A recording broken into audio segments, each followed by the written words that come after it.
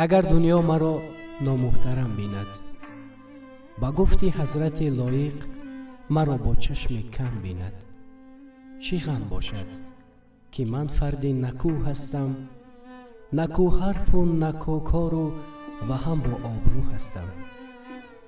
من از جمعی شهان روی دنیا بیه و بالایم، اگرچه بی پول و مال و اگر بی گنج دارایم. مرا گرچه تمام آدم عالم بگوید بد، مرا اندر تمام معرکه سازند اگرچه رد.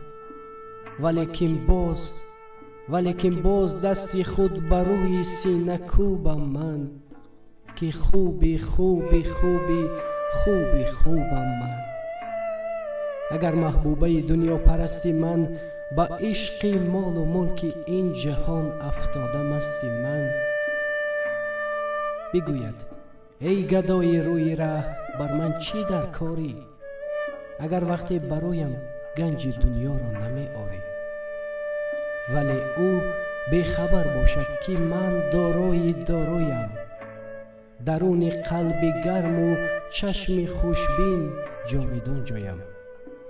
و این را نغز می دانم که من از بهترین هایم، فقط در چشم تو مادر، فقط در چشم تو مادر.